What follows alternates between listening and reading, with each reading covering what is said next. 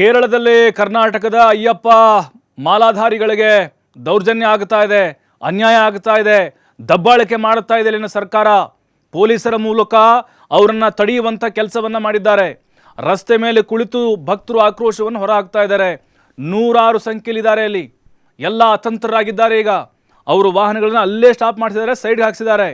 ಹೆಂಗೆ ಹೋಗ್ಬೇಕೀಗ ಅವರು? ಹೋಗಿ ಅಂದರೆ ಸರ್ಕಾರಿ ಬಸ್ಸಲ್ಲಿ ಹೋಗಿ ಅಂತ ಹೇಳ್ತಾರೆ. ಸರ್ಕಾರಿ ಬಸ್ನಲ್ಲಿ ಹೋಗಿ ಅಲ್ಲಿ ಇಳ್ಕೊಂಡು ಅದೆಲ್ಲ ಗ್ರೂಪ್ ರೀ, ಒಂದೊಂದು ಗುಂಪು ಮಾಡ್ಕೊಂಡು ಹೋಗಿರ್ತಾರೆ. ಬಸ್ ಮಾಡಿಕೊಂಡು ಅಥವಾ ಏನೋ ಕಾರಲ್ಲೋ ಹೋಗಿರ್ತಾರೆ, ಪ್ರೈವೇಟ್ ವೆಹಿಕಲಲ್ಲಿ. ಅಲ್ಲಿ ಒಂದೊಂದು ಬಸ್ಗೆ ಹತ್ಕೊಂಡು ಅಲ್ಲಿ ಇಳ್ಕೊಂಡು ಏನು ವ್ಯವಸ್ಥಿತವಾಗಿ ಅಲ್ಲಿ ನಡ್ಕೊಳ್ತಾ ಇಲ್ಲ ಅಂಥೇಳಿ ಭಾಳ ಸ್ಪಷ್ಟವಾಗಿ ಗೊತ್ತಾಗ್ತಾ ಇದೆ. ಈ ಕೂಡಲೇ ರಾಜ್ಯ ಸರ್ಕಾರ ಕೂಡ ಎಚ್ಚೆತ್ತುಕೊಳ್ಬೇಕು. ಅಧಿಕಾರಿಗಳು, ಸರ್ಕಾರಿ ಅಧಿಕಾರಿಗಳು ಅಲ್ಲಿನ ಅಧಿಕಾರಿಗಳ ಜೊತೆಗೆ ಮಾತನಾಡಬೇಕು. ಮತ್ತು ಅಲ್ಲಿ ಗಡಿ ಭಾಗದ ಏನು ಗಡಿ ಜಿಲ್ಲೆಗಳಿದ್ದಾವೆ ಅವರು ಕೂಡ ಅಲರ್ಟ್ ಆಗಬೇಕು. ಇಮಿಡಿಯೇಟ್ಲಿ ಅಯ್ಯಪ್ಪ ಮಾಲಾಧಾರಿಗಳಿಗೆ ಅನುಕೂಲವನ್ನು ಮಾಡಿಕೊಡಬೇಕು. ಇರುಮುಡಿ ಹೊತ್ತು ಭಾಳ ಭಕ್ತಿ ಭಾವದಿಂದ ಅಯ್ಯಪ್ಪನ ಸನ್ನಿಧಾನಕ್ಕೆ ಹೋಗ್ತಾ ಇದ್ದರು. ಆಮೇಲೆ ಈಗ ಸಂಕ್ರಾಂತಿ ಬೇರೆ ಸಂಭ್ರಮ ಅಲ್ವಾ, ಸಿಕ್ಕಾಪಟ್ಟೆ ರಶ್ ಇರುತ್ತೆ. ಅದಾದ ಮೇಲೆ ಅಲ್ಲಿ ಕೆಳಗಡೆ ಇಳಿದು ಪ್ರತಿಭಟನೆ ಮಾಡಿದರೂ ಕೂಡ ಪೊಲೀಸರು ಅವ್ರು ಹೋಗಲಿಕ್ಕೆ ಅವಕಾಶವನ್ನು ಮಾಡಿಕೊಡ್ತಾ ಇಲ್ಲ. ಮತ್ತು ಅಲ್ಲಿ ಈ ಸಂಕ್ರಾಂತಿ ಹಬ್ಬದ ಒಂದು ಸಂಭ್ರಮ ಇದೆ ಅಲ್ವಾ, ಅಲ್ಲಿ ವಿಶೇಷವಾದಂಥ ಒಂದು ಆಚರಣೆ ಇರುತ್ತೆ. ಸಂಕ್ರಾಂತಿಯ ಒಂದು ಸೂರ್ಯರಶ್ಮಿ ಇರುತ್ತಲ್ವಾ, ಆ ಸೂರ್ಯರಶ್ಮಿ ಏನಿದೆ ಅದನ್ನು ನೋಡಬೇಕು ಅನ್ನುವಂಥ ಒಂದು ಕಾತರ ಭಕ್ತಾದಿಗಳಲ್ಲಿದೆ. ಆ ಒಂದು ಕೌತುಕವನ್ನು ಕಣ್ತುಂಬಿಕೊಳ್ಬೇಕು ಅನ್ನುವಂಥ ಆಸೆಯನ್ನು ಹೊತ್ತು ಹೋಗ್ತಾ ಇದ್ದಾರೆ.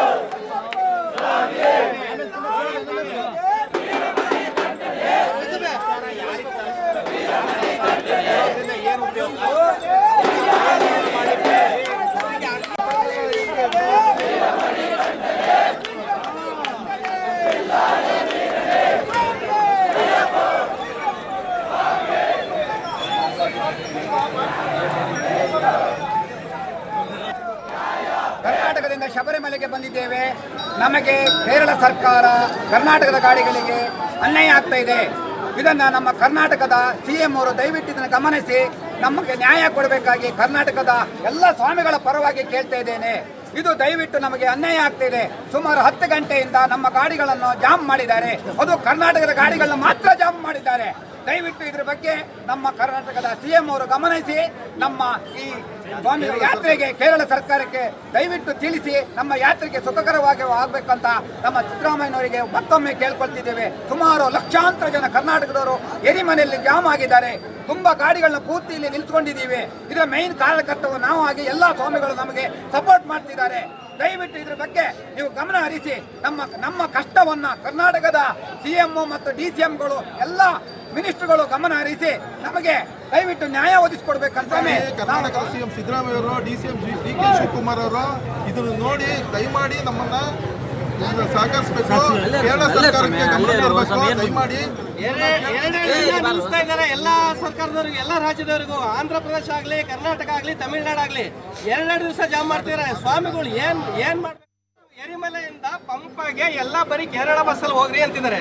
ಹಾಗಾದ್ರೆ ನಾವು TP ಕಟ್ಬಿಟ್ಟು ಎಲ್ಲ ವೆಹಿಕಲ್ಸಿಗೂ ನಾವು ದುಡ್ಡು ಕೊಟ್ಬಿಟ್ಟು ಮತ್ತೆ ಕೇರಳ ಸರ್ಕಾರದ ಬಸ್ಸಿಗೆ ದುಡ್ಡು ಕೊಡ್ಬೇಕಂದ್ರೆ ಸ್ವಾಮಿಗಳ ದುಡ್ಡು ಎಷ್ಟು ಹೋಗುತ್ತೆ, ಎಷ್ಟು ಫಾಲ್ ಆಗುತ್ತೆ, ಯಾರಿಗೆ ಹೋಗ್ತಾ ಇದೆ? ಪಾರ್ಕಿಂಗ್ 2 ನಿಮಿಷ ನಿಲ್ಸಿದೀವಿ, 200 ರೂಪಾಯಿ ಪಾರ್ಕಿಂಗ್ ಸಣ್ಣ ಗಾಡಿಗೆ. ಒಂದು ಎರಟಿಗೆ, ಒಂದು ಚವರ್ಲೆಟಿಗೆ.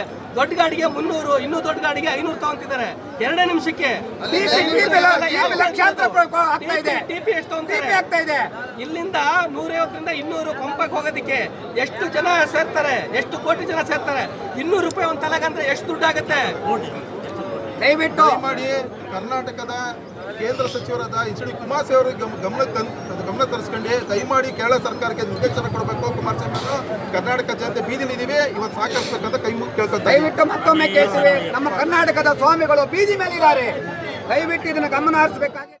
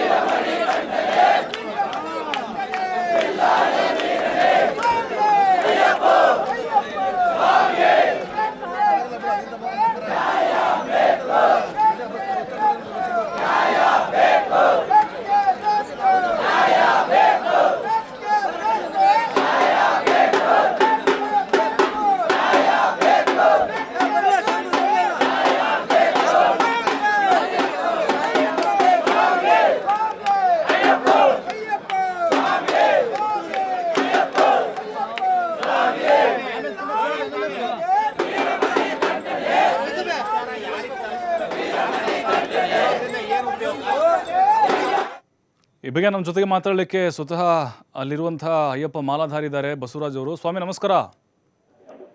Hello sir. ಸ್ವಾಮಿ ಅವರು ನಮಸ್ಕಾರ. ನಮಸ್ಕಾರ ಸರ್. ಯಾವಾಗ ಹೋಗಿದ್ದೀರಾ ನೀವು ಇಲ್ಲಿಂದ, ಕರ್ನಾಟಕದಿಂದ? ಇಲ್ಲಿಂದ ನಾವು 10ನೇ ತಾರೀಕೆ ಬಂದಿದ್ದೇವೆ. ಓಕೆ, ಅಲ್ಲಿ ನಿಮಗೆ ಪಂಪಾಗ ಹೋಗಿ ಬಿಡ್ತಾ ಇಲ್ವಾ ಹಾಗೆ ಎರುಮಲೆಯಲ್ಲಿ? ಹಾಂ, ಎರುಮಲೆ ಪಂಪಾಗ ಹೋಗ್ತಾ ಬಿಡ್ತಾ ಇಲ್ಲ ಸರ್. ಅಲ್ಲ, ಯಾಕೆ ಕಾರಣ ಏನು ಕೇಳಿದ್ರ ಅವ್ರಿಗೆ, ಯಾಕೆ ಬಿಡ್ತಾ ಇಲ್ವಂತೆ? ಕಾರಣ ಅಲ್ಲಿ ರಶ್ ಇದೆ, ಪಾರ್ಕಿಂಗ್ ಜಾಗ ಇಲ್ಲ ಅಂತ ಹೇಳ್ತಿದ್ದಾರೆ ಸರ್. ಅವರು ಕೆಳ ಗಾಡಿಗಳು ಬಸ್ಗಳು ಬಿಡಾತಿದ್ದಾರೆ ಸರ್. ಹಾಂ, ವಾಪಸ್ ನಮ್ಮ ವೆಹಿಕಲ್ ಇಲ್ಲಿ ಐತಿ, ಅವ್ರ ಕೆಳ ಬಸ್ಸಿಗೆ ಹೋಗಂತ ಹೇಳ್ತಿದ್ದಾರೆ.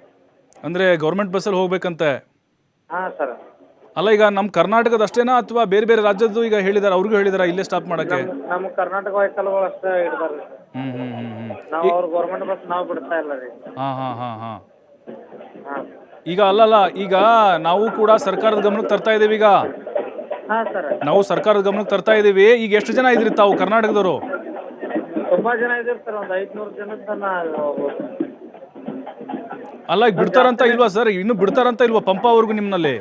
ಇನ್ನ ಇಲ್ಲ ಸರ್, ನಾಳೆ ಸಾಯಂಕಾಲ 6 ಗಂಟೆಗೆ ಬಿಡ್ತಾರೆ ಸರ್. ಅಲ್ಲ, ಯಾಕೆ ಅಷ್ಟು ಟ್ರಾಫಿಕ್ ಇದೆ ಅಲ್ಲಿಗ? ಹಾ, ಟ್ರಾಫಿಕ್ ಇದೆ ಅಂತ ಅವ್ರು ಹೇಳ್ತಿದ್ದಾರೆ ಸರ್. ಆದ್ರೆ ನಮ್ಗೊಂದು ಬೇರೆ ರೂಟ್ ತೋರ್ಸತ್ತಾರಿ, ವಾಪಸ್ ಬಂದು ಇಲ್ಲೇ ಕೊಡ್ತೈತ್ರಿ ಅಂತ. ಅಲ್ಲ, ಮತ್ತೀಗ ಅವರು ಮತ್ತೆ ಗೌರ್ಮೆಂಟ್ ಬಸ್ ಹೋಗ್ತಿದಾವೆ, ಮತ್ತೆ ನಿಮ್ಮ ಗಾಡಿ ಹೋಗ್ತಿಲ್ಲ ಅಂದ್ರೆ ಹೆಂಗೆ ಅಂತ ಇದು? ಹಾ, ನಾವು ಗೌರ್ಮೆಂಟ್ ಬಸ್ ನಾವು ತಳ್ಕೊಂಡು ನಿಂತೀವಿ. ನಾವು ಗೌರ್ಮೆಂಟ್ ಬಸ್ ಬಿಡ್ತಾ ಇಲ್ಲ ರೀ ನಾವು ರೀ. ಅದಕ್ಕಾಗಿ ಇಲ್ಲಿ ಅವ್ರು ವಾರ್ಡ್ ಮೆಂಬರ್ ಬಂದು ಹೇಳಿದ್ರು ಬಿಡ್ತಾ ಇಲ್ಲ ಸರ್. ಅಲ್ಲ, ನಿಮ್ಗೆ ಏನು ಅನ್ಸುತ್ತೆ, ಇಲ್ಲಿ ಕರ್ನಾಟಕದವ್ರು ಅಷ್ಟೇ ಟಾರ್ಗೆಟ್ ಮಾಡ್ತಿದ್ರೆ ಅಂದ್ರೆ ಏನಿರ್ಬೋದು ಕಾರಣ? ಏನು ನಮ್ಗೆ ಕರ್ನಾಟಕ ಗಾಡಿಗಳನ್ನ ಬಿಡ್ತಾ ಇಲ್ಲ. ಅಲ್ಲ, ಈಗ ನೀವೆಲ್ಲ ಬಸ್ ಮಾಡ್ಕೊಂಡು ಹೋಗಿರೋದು ಅಲ್ಲಿ ಪ್ರೈವೇಟು? ನಾವೆಲ್ಲ ಪ್ರೈವೇಟ್ ಕ್ಲೋಸರ್ ಅಂತ ಮಾಡ್ಕೊಂಡು ಬಂದಿವಿ. ಅಲ್ಲ, ಕೇಳಿದ್ರೆ ಏನು ಹೇಳ್ತಾರೆ ಅಂತ ಅಲ್ಲಿ ಪೊಲೀಸರಿಗೆ ನಿಮಗೆ ಅಡ್ಡಿ ಮಾಡಿರೋದು ಹೆಂಗೆ?